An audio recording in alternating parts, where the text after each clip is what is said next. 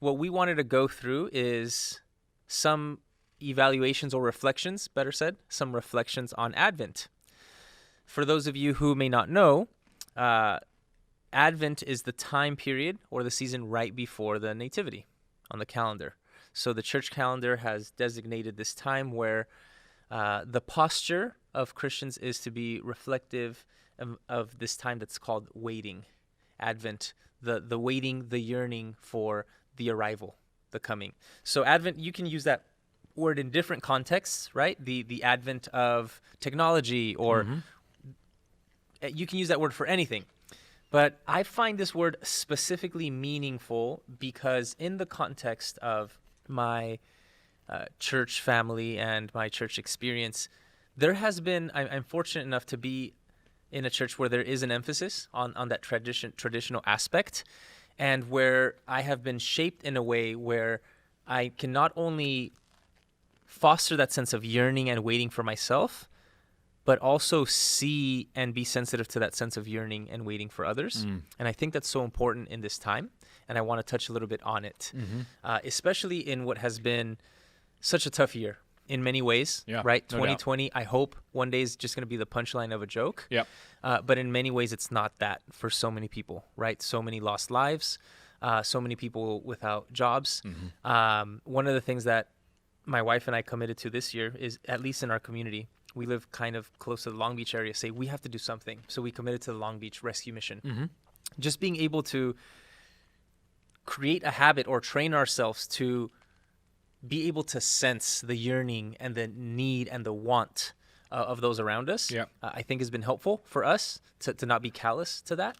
And so what I want to do is I want to take our viewers briefly through the Old Testament story, grand scheme, broad strokes, and how it leads us to this time now of waiting and yearning. And then I want your contributions on the New Testament side of those things. So what's really, really awesome about the beginning of the story here is that when you look at the first 5 books of the Bible, it's often called the Pentateuch, you have this cycle or this round story from beginning to end. And so the whole point of creation is that God is setting for himself a place where he will dwell. The Garden of Eden is supposed to be, rather than an arbitrary point, it's an orientation. It's the place where humanity will have access to God's rest. And the promise is that they will have that rest. Right. So when sin disrupts that, not only is humanity thrown out of whack, but the whole cosmos, the earth itself, is disordered. And the imagery used in Genesis for that is the waters, right? So just as God orders the waters, the flood disorders the earth again. And so God, through his promise to his people, is ordering the earth. He's saying, I will give you rest. So you see this with the promise to Abraham. And then after Abraham dies, and then Isaac and Jacob, you're going to have this line through Joseph and then eventually Moses, where the journey is to come back to this place of rest. Right. And Moses doesn't get there. His last sermon to the people in Deuteronomy is, don't forget the Lord your God. Choose life. Don't forsake your God. We're about to get there. So what you're seeing in the narrative of the Pentateuch from Genesis to Deuteronomy is the people of God are about to make their way back to the place of rest. And this is what Joshua is supposed to signify. So then in the historical books, or in Joshua through Kings, you're supposed to have this imagery as a reader of going back to the place of rest. Now, what's so tragic about the Old Testament story is that they never quite get there. Right. In Deuteronomy, Moses doesn't get there. He's not quite there. So it's a cliffhanger. Right. Then Joshua, they cross the Jordan. They're into the promised land physically. This is great. Except that they made a covenant with the pagan nations, which they weren't supposed to do, which led to idolatry, which leads to unrest. Then you get the period of the Judges, which unravels everything and basically ends in civil war for the Israelites at the end of the book of Judges. And then the new question that arises is, well, will a king fix that?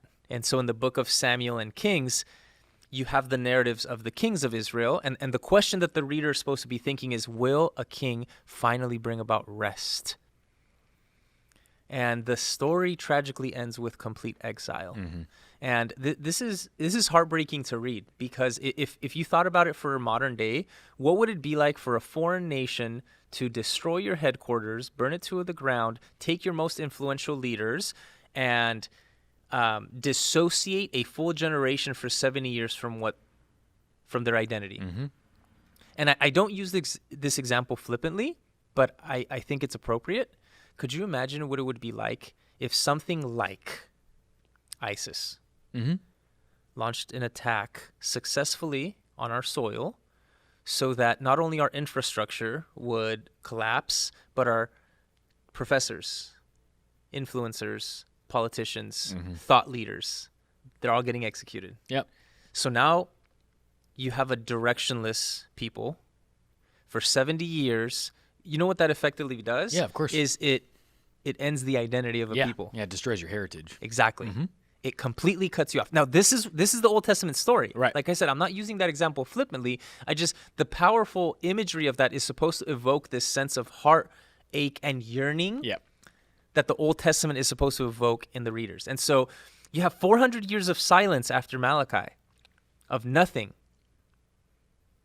And then when you jump into Matthew chapter 1, verse 1, what you're supposed to sense as a reader is God is coming back to face this problem head on, to put this burden on his own shoulders. Right. And through his birth, that eternity would become a man. Yeah. That it's like that Augustine, I think, says it's like the rivers would become thirsty, Yeah. or that the bread would become hungry. It doesn't make sense. And yet, this is the yearning that humanity actually has.